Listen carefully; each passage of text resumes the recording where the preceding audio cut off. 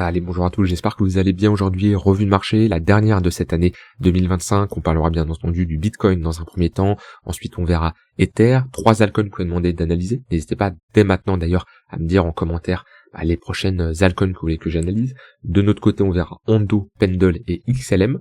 On parlera bien sûr du SP500 et de l'or. Alors, comme on l'avait vu cette semaine, pas d'annonce économique. Les prochaines sont la semaine prochaine. On aura lundi PMI manufacturier, PMI service, ça sera le mercredi 7. Et ensuite, pas mal d'annonces économiques aux États-Unis, notamment le vendredi 9 janvier, avec le NFP et les créations d'emplois et le taux de chômage. Donc ça a un impact direct sur la potentielle baisse des taux qui est prévue ou pas pour la prochaine réunion dans 29 jours. Très peu probable qu'on ait une baisse des taux, c'est price ici à 16%, on verra si ça bouge en fonction des annonces qui vont sortir, mais il y a de chances qu'on n'ait aucune baisse des taux pour notre prochaine réunion. En tout cas, c'est ce que price ici 83% du marché. De toute façon, faut pas s'attendre à grand chose pour 2026, d'accord. On le voit ici, on s'attend pour être dans un an, on peut s'attendre à être à 3% sur les taux, et on voit que 2027, 2028, ça va pas énormément bouger. Donc on a une économie qui,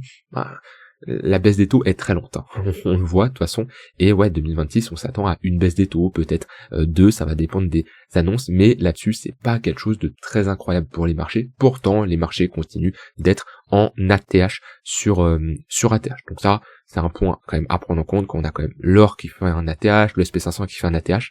C'est à se demander, est-ce que les gens veulent du cash? Et a priori non, ils veulent juste acheter des assets, peu importe ça soit risk on, risk off, ils veulent juste se débarrasser du cash. Alors, je commence ici par le Bitcoin, on va voir une autre clôture yearly qui va arriver. Alors comme chaque année, j'aime bien aller sur Twitter, parce que sur Twitter, il y en a beaucoup qui vont faire une analyse yearly sur le Bitcoin, alors que je suis le premier à dire que on n'a pas assez d'historique pour faire une analyse yearly. C'est trop compliqué de prendre des décisions d'investissement. Déjà, quand on prend par exemple le DO qui a énormément d'historique, est-ce que sur un actif là j'ai plus de 150 ans d'historique sur cette charte là, est-ce que c'est possible ici de prendre des décisions, à mettre des moyennes mobiles sur, voilà, il y a rien à faire là-dessus. Il y a rien à faire du tout. Est-ce qu'on peut prendre des décisions sur des clôtures yearly? Très compliqué, ok. Alors oui, on a des structures en W, oui, on a des patterns aussi qui peuvent se répéter, bien entendu, mais déjà avec 150 ans d'historique, c'est très compliqué. Imaginez avec un actif là qui a à peu près 15 ans d'historique. Il y a rien à faire, d'accord. Mais ça me fait toujours rire de voir les différentes clôtures yearly avec les analyses sur Twitter qui vont être réalisées. Bon, en tout cas, fin d'année 2025, je serais curieux en commentaire. Tiens, dites-moi, je pourrais en parler dans une prochaine vidéo un peu de 2025, le bilan qu'on peut faire de cette année, que ça soit d'un point de vue trading, que ça soit d'un point de vue investissement. Honnêtement, c'est pas l'année la plus facile, d'accord. De toute façon, j'avais prévenu, il me semble, c'était vers la rentrée. Je vous avais dit attention, la rentrée va être très compliquée. Honnêtement, début d'année 2025, ça a été un marché qui était quand même assez simple à analyser à ce niveau-là.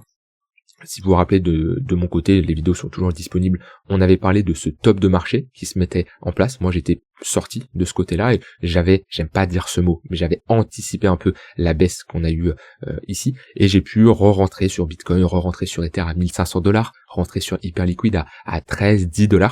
Et j'ai eu de très bons points d'entrée en avril. Ensuite, on a eu un magnifique rallye. J'ai pu prendre mes profits sur la montée, donc on va dire jusqu'à juillet-août, c'est une très bonne année. Après, ça c'est compliqué. Heureusement qu'il y a eu des prises de profit de mon côté pour alléger cette baisse et avoir une bonne répartition de ma balance cash crypto. Mais c'est sûr, c'est une année quand même d'un point de vue performance, ok, qui est très bonne. C'est pas la meilleure. Moi, je trouve que 2024 a été très intéressante. Ici, janvier, ça a bien pump, puis la fin d'année, là, octobre-novembre, c'est là où il y a eu la meilleure année de tout ce bull market sur le Bitcoin. Ça a été l'année 2024. Ok, on en a très bien profité, mais faut pas oublier Hyperliquid, Ether quand même 2025 qui ont réalisé une bonne performance. Donc moi, je suis satisfait de cette année, que ce soit d'un point de vue trading, d'un point de vue investissement. Maintenant, nouvelle année qui se met en place, c'est là où j'aime pas ce mot-là, le mot résolution. Ok, il y en a qui vont prendre leur résolution de 2026. Moi personnellement, je suis pas là à me dire j'attends 2026 pour mettre des choses en place. Si je suis en octobre et je dois mettre des choses en place, je vais pas me dire j'attends 3 mois. Non, je les mets en place tout de suite maintenant, d'accord. Mais pour ceux qui ont ont reporté leur résolution, c'est vraiment le meilleur moment pour les mettre en place, que ce soit dans votre vie personnelle, dans votre vie professionnelle, mais surtout là sur les marchés. Ok, qu'est-ce que vous pouvez mettre en place dès maintenant? Faites un point. Vous pouvez faire un point là si vous avez quelques jours de congé, des journées off dans les 5-10 prochains jours là.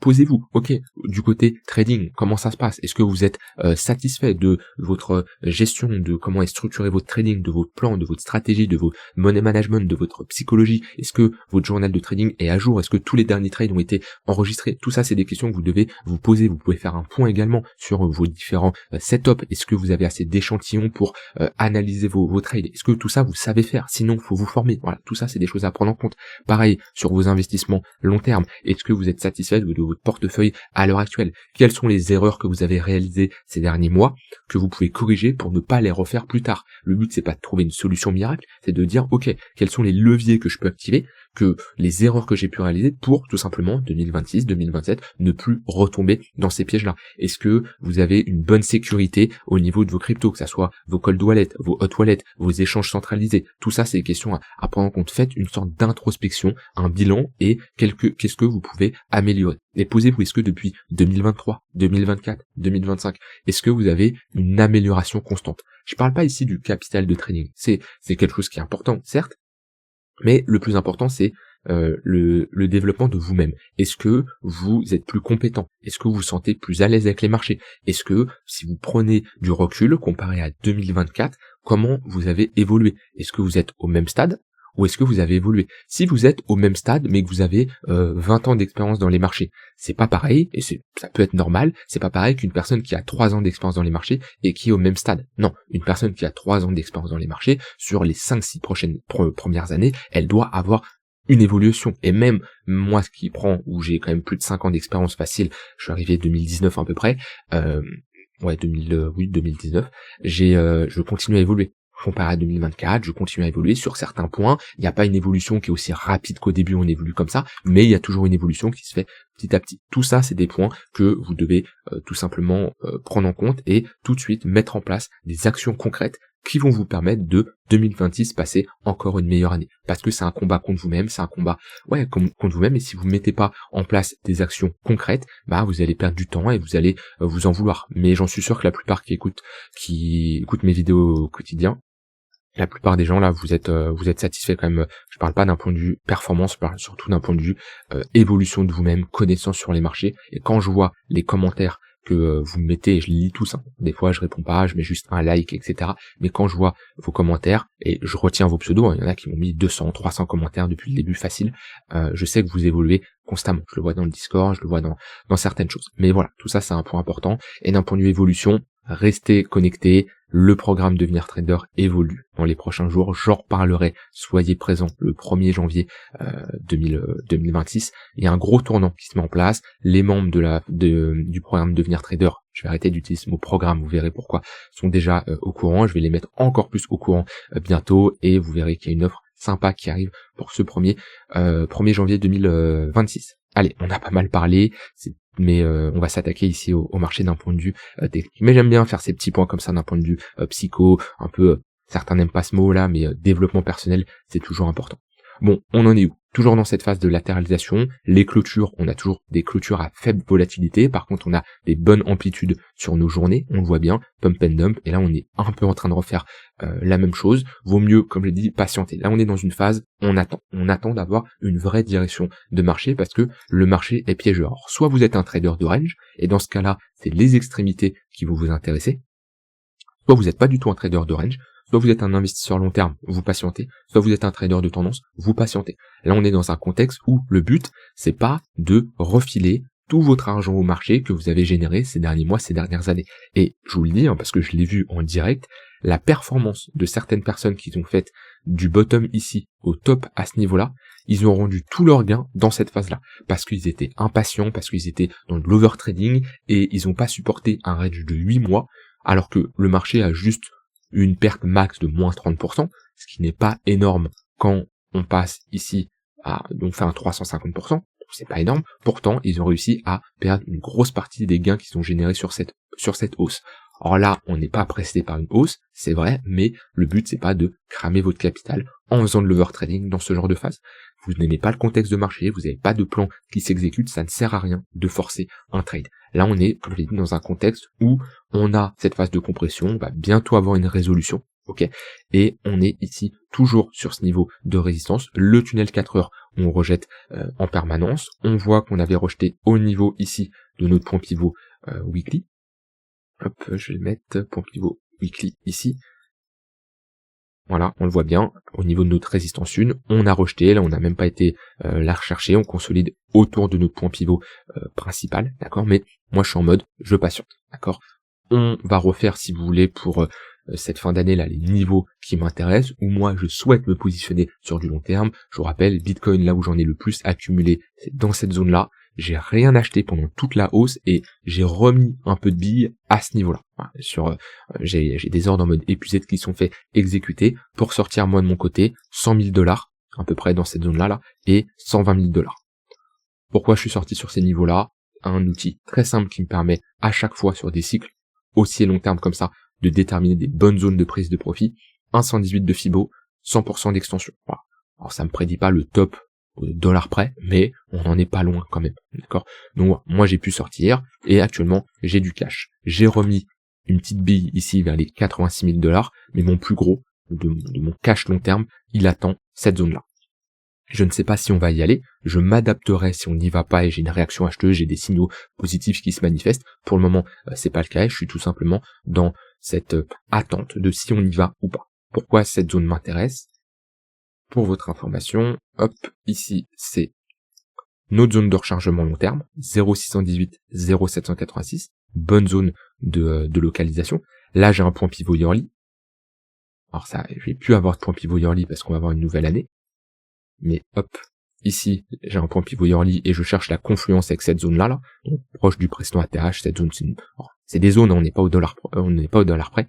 Et ensuite, ce qui m'intéresse, c'est également ici le coût de production du Bitcoin. Alors moi, je prends cet indicateur, c'est pas l'indicateur le plus précis, d'accord. Faudrait que je me renseigne on-chain comment ça a évolué. En plus, le coût de l'électricité peut varier, mais globalement, ça m'a toujours donné ici un prix plancher intéressant, même pendant cette phase-là, vous voyez. Et globalement, déjà, si on revient chercher des 70 000 $, on serait sur la zone haute, et le prix plancher, c'est globalement les 41 000 $. On voit bien que là, historiquement, c'est un niveau, à chaque fois qu'on est venu rechercher ce niveau-là, on a une réaction acheteuse, surtout que le prochain halving qui sera, si je dis pas de bêtises, avril 2028, ouais c'est ça, avril 2028, on sera tout simplement on aura doublé, le coût de production va doubler, puisque on réduit les récompenses par 2, donc automatiquement le coût de production double, et ça crée une pression acheteuse. Alors, c'est pas que ça crée une pression acheteuse, c'est que ça réduit la pression vendeuse, parce que les mineurs ne vont pas vendre à perte, tout simplement, et du coup ça réduit cette pression vendeuse, et c'est plus intéressant sur le long terme. Donc voilà pourquoi cette zone-là m'intéresse. Et lors du dernier cycle, j'avais globalement le même avis, j'avais la même analyse. C'est, si vous pouvez regarder, il me semble, on peut regarder ensemble, c'est ma toute première vidéo sur YouTube. Hop, les plus anciennes, il y a 3 ans, à l'époque, 14, 16 vues, il n'y avait pas grand monde. Il me semble que c'était la toute première, je sais plus, j'en parle ici. J'ai le même modèle d'analyse, vous voyez, on était en 2022, 4 ans après, je fonctionne de la même manière. Zone de rechargement, voilà, zone où les baleines accumulent, donc voilà, j'avais cette zone-là, ma moyenne mobile de 200 périodes en weekly, et le Bitcoin coût de production, ce qui me donnait une zone d'intervention environ vers les 20 000 $. C'était déjà une bonne zone de localisation. Alors oui, le marché, il a été un peu plus bas, 16 000 $, mais est-ce que 20 000 $ sur tout ce retracement, c'est une bonne zone d'entrée? Bien sûr que oui, et on voit bien qu'on a posé un bottom pile poil dessus. Ma manière de fonctionner là, elle est globalement similaire. Maintenant, si le marché pose un bottom juste au-dessus, je m'adapterai, il n'y a pas de souci. Mais en tout cas, voilà comment je procède pour les prochains mois sur mon entrée long terme sur le Bitcoin. Voilà de ce côté-là. Maintenant, on passe à Ethereum. On peut reparler un peu de long terme si vous voulez dans cette vidéo pour clôturer cette fin d'année. Pas beaucoup de volatilité, pas spécialement de trade qui s'enclenche de mon côté, mais n'hésitez pas à me dire aussi en commentaire les sujets que vous voulez que je traite en vidéo. Vous savez, à un moment je réponds à vos questions, c'est juste des fois dans des vidéos j'ai pas spécialement de questions et je vais pas inventer une question pour faire plaisir ou quoi que ce soit. Donc à un moment, ce que je faisais, c'est que je prenais une question pertinente qui m'a été posée en commentaire et j'y répondais publiquement en vidéo. C'est quelque chose que j'aime faire, donc n'hésitez pas, si vous avez des sujets de vidéos comme ça que vous voulez que j'aborde, il n'y a pas de souci. Sur Ether, sur du long terme, mon fonctionnement va être à peu près le même que pareil lors de la baisse qu'on a eu lors du dernier bear market à ce niveau-là. Ici, j'avais tracé un Fibo et voilà, 0,118, 0,786, une bonne zone pour se positionner. Et moi, j'avais globalement bien rentré là vers les $1250 parce que j'avais cette structure en W, une deuxième structure en W. C'était une très bonne zone. Là, globalement, la zone qui est intéressante, c'est pareil, cette zone-là, entre les 0,118 et 0,786. J'ai une bonne confluence au niveau de ce niveau de support, qui est globalement notre bad range. Donc si on y va, ça peut être une bonne zone. Maintenant, attention, je ne vais pas m'exposer trop rapidement sur Ether, comme j'ai pu le faire à ce niveau-là. Pourquoi? Parce que j'ai déjà une exposition correcte en Ether, où oui, je pourrais la renforcer parce que j'ai bien pris des profits sur la montée. Je suis rentré ici sur Ether. J'ai pris des profits là, j'ai pris des profits là, j'ai pris des profits à ce niveau-là. Donc voilà, j'ai réduit même à ce niveau-là. Donc j'ai quand même bien allégé.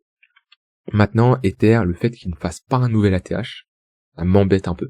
Le côté fonda, c'est bon. Ether, ça reste un leader, il est indispensable pour l'évolution de l'écosystème crypto, là-dessus on est d'accord, et pour moi, il reste sous-évalué. Je me dis, waouh, Ether à $2 900, un ATH, mais pas de mouvement parabolique sur ce cycle-là, c'est assez surprenant. Il reste sous-évalué. Maintenant, il y a le côté fonda, et il y a le côté technique. Et je ne veux pas me voiler la face. Et ça m'a été utile, par exemple, je prends l'exemple, j'en ai parlé hier ou avant-hier, je crois que c'était Atom. Bah, Atom, le côté fonda, c'est top. Maintenant, le côté technique, quand il suit pas, j'invalide. Et là, on a une confirmation. Parce que le prix ne ment jamais, en vrai. On peut dire que le prix ne vend jamais. Il price, en général, toutes les informations. Pas systématique. Il y a quand même des fois des anomalies de marché. Mais, voilà. C'est pour ça, je vais surveiller quand même le prix là-dessus. On n'a pas fait de nouvelle ATH. Ce qui me montre que Ether est globalement faible. Et faut pas oublier que j'étais le premier à critiquer les altcoins qui n'ont pas fait de nouvelle ATH en 2021. Je prends l'exemple de Bitcoin Cash. Ici, j'ai été le premier à critiquer, à dire attention, les altcoins qui ne font pas de nouvelle ATH alors qu'on a un Bitcoin qui fait un nouvel ATH, ça nous témoigne d'une sous-performance et c'est potentiellement qu'on va re-sous-performer par la suite. On voit que ce cycle-là, on fait pas de nouvelle ATH. On prend des Bitcoin Cash, des EOS, des LTC, des IOTA, ce genre de crypto, bah voilà, méfiance. Est-ce que Ether va devenir comme ça? Le fonda est quand même différent de ces projets-là, mais je veux pas me voiler la face. Donc moi je suis en mode, ok, on revient chercher ces niveaux-là, je vais surveiller ce que fait Bitcoin, et je vais surveiller des signaux acheteurs sur Ether. Je ne rentrerai pas agressivement comme j'ai pu rentrer ici. Où là, je me mets en mode replay. Voilà, rentrer ici, c'est compliqué. Hein. Mentalement, c'est pas facile. Quand on a une charte comme ça, on se dit waouh, ça se trouve ça va aller plus bas. Je suis quand même rentré. De ce côté-là, je ferai pas la même chose. Je ferai pas la même chose. Donc parce que le contexte est un peu différent.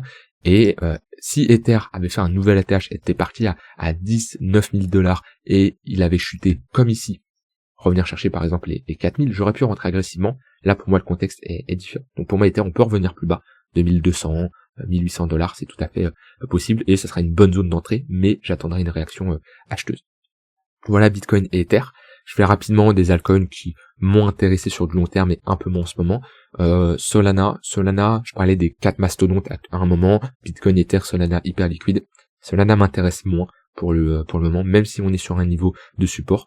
Moi j'étais fortement rentré en dessous des 120 $ ici, jusqu'au 80 j'avais des ordres en mode épuisette, j'ai été exécuté une partie, j'ai TP une partie là. Après j'ai TP une partie un peu tard, il me semble à ce niveau-là, j'ai pas eu les meilleures sorties sur Solana, même si ça reste quand même de bonnes opérations. Et là je ne souhaite pas rentrer sur Solana à nouveau, même si j'en possède encore un tout petit peu dans mon portefeuille, je ne souhaite pas rentrer pour le moment. Pareil, on n'a pas fait de nouvelle ATH, sauf si on revient chercher des niveaux plus bas, ça m'intéresse pas. Hyper liquide, j'aime bien, j'ai pas la plus grosse exposition non plus parce que le marché est compliqué et je préfère toujours attendre, mais j'ai des ordres qui sont faits exécuter sur Hyperliquid, je vous avais dit, hein, j'avais des ordres en mode épuisette sur toute cette zone là et parce qu'on revient chercher des niveaux de support. Voilà, on a un exemple ici, hein, même si on enfonce, pour le moment c'est un projet qui m'intéresse, c'est une altcoin qui se démarque des autres et qui a un potentiel. Donc sur Hyperliquid, j'ai des ordres en mode épuisette et j'ai du cash qui est prêt à être investi au cas où j'ai un bottom qui confirme. Voilà, pour le moment, ce qui m'intéresse. Il pourrait y avoir potentiellement d'autres altcoins, mais c'est beaucoup trop tôt pour se positionner. Et quand je vois certaines charts, allez, hop, tout ça là, ça me donne pas envie. Quand je dézoome là, ça me donne pas du tout envie. Rapidement, marché US, hop, bon, pas énormément de volatilité, je vous le dis, c'est pas surprenant comme ça en fin d'année. À voir si on confirme ici cette réintégration. On l'a vu ici en daily, on a sauvé la clôture. Alors je me base pas que pour une clôture, hein. Pour parler de réintégration, vous voyez, pour le moment on consolide sur ce niveau-là. Il n'y a rien qui nous dit qu'on réintègre. Si on commence à passer, je vous l'ai dit, sous cette zone-là, là on pourrait vraiment valider et me dire ok, là on a une vraie réintégration, c'est moche. Pour le moment on consolide proche de l'ATH, j'ai envie de dire, il n'y a rien d'alarmant pour le moment. Et également au niveau de l'or, beaucoup qui ont paniqué sur cette baisse. Prenez ici du hop, je voulais pas ouvrir ça. Prenez ici du recul, ok, mettez des moyennes mobiles. Pareil, il n'y a rien d'alarmant. On est au niveau du tunnel 4 heures, on peut très bien consolider comme ce qu'on a fait ici. Ça, c'est pas un signal de top. Peut-être sur du court terme, sur du long terme, absolument pas. Alors, les altcoins qu'on est demandé d'analyser. Je sors la liste. Alors, il y en a beaucoup qui reviennent, hein. Bon, après, c'est les plus grosses, hein, donc en général, il y a plus de chances qu'ils reviennent, c'est logique. Alors, Ondo, j'ai fait une analyse il y a pas longtemps, toujours d'actualité. Vous voyez, c'est très que j'ai dessiné, ça devait être il y a à peu près 1 ou 2 semaines. C'est toujours la même chose, c'est-à-dire qu'on a break ce niveau, on continue à enfoncer, c'est normal, pour moi on est dans une pression vendeuse. Attention à ne pas faire du DCA sur ce genre d'altcoin. Je sais que le DCA c'est tentant. Pourquoi c'est tentant? Parce que vous avez un prix d'achat qui est mauvais. La plupart des gens qui font du DCA, votre prix d'achat sur Ondo, il va être par exemple à ce niveau-là ou à ce niveau-là. Et c'est dur de se dire, waouh, j'ai ici une perte de moins 60%. Du coup, qu'est-ce que je fais? Je fais du DCA. Comme ça, je baisse mon prix de revient. Bah oui, si j'achète ici, mon prix de revient unitaire, il va passer de là, à là, à là, à là. Ok, c'est un fait, vous baissez votre prix de revient. Sauf que vous immobilisez beaucoup plus de capital sur une altcoin qui va potentiellement continuer à baisser. Et c'est moyenner un prix à la baisse, c'est une erreur. Je vous le dis, c'est une erreur. Que vous fassiez ça sur Bitcoin, le SP500, pourquoi pas? Parce que c'est des actifs sur du long terme qui performent, qui ont montré comme quoi ils étaient présentes, et voilà, ils sont là. Et il y a très peu de chances que sur les 10 prochaines années, Bitcoin connaît une grosse tendance baissière au point de sur 10 ans ne pas être rentable sur un DCA. Très très peu probable. Pas sûr à 100%, très peu probable. Sur Ondo, je mettrai pas ma main à couper. C'est une charge qui est jeune.